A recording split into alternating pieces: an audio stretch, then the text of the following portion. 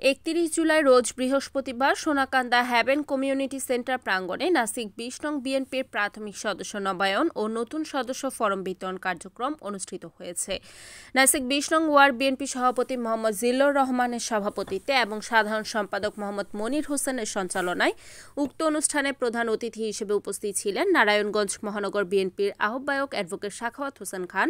প্রধান বক্তা হিসেবে উপস্থিত ছিলেন সদস্য সচিব আবু আলী ইউসুফ খান টিপু।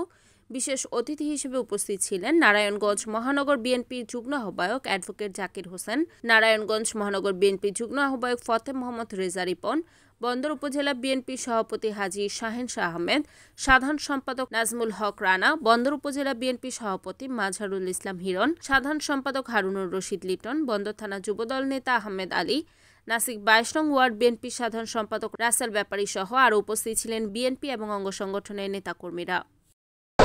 খালেদা জিয়ার 5 বছরের সাজা থেকে বাড়িয়ে তাকে 10 বছরের সাজায় উঠতে দেওয়া হয়। এতে বোঝা যায় যে এই জিয়া পরিবারের উপর শেখ হাসিনা কতটা রুষ্ট ছিল। জিয়াউর রহমানের নাম মুছে ফেলার জন্য সারা বাংলাদেশে হাজার হাজার কোটি টাকা খরচ করেছে, কিন্তু জিয়াউর রহমানের নাম কি মুছে ফেলতে পেরেছে? না, জিয়াউর রহমানের নাম মুছে ফেলা যায় নাই। জিয়াউর রহমান বাংলাদেশের মানুষের অন্তরে উপস্থিত রয়েছে। আজকে আমরা যে দলটির কথা বলতে চাই, আওয়ামী লীগ হল বাংলাদেশের একটি অভিশপ্ত দল। অভিশপ্ত এই আওয়ামী লীগ যতবার বাংলাদেশের শাসন ক্ষমতায় এসেছে ততবার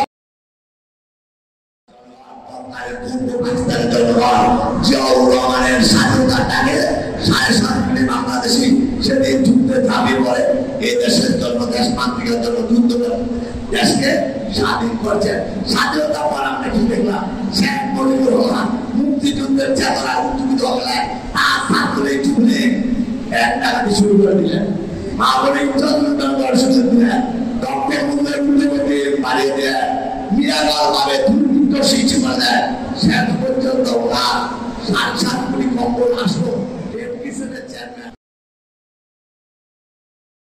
বর্তমানে যারা বিএনপির বহিষ্কৃত নেতা আছে এবং জাতীয় পার্টি এবং আওয়ামী লীগের ফেসিক কিছু বিএনপি নেতারাও ঘরে বসে সদস্য ফরম বিতরণ করতেছে। আমি তাদের উদ্দেশ্য করে বলতে চাই, আপনারা এই সদস্য ফরম কোথা থেকে পাইলেন?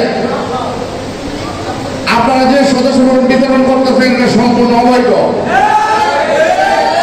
এই সদস্য রিপোর্ট মেহেদী হাসান প্রান্ত, ANN টিভি, নারায়ণগঞ্জ।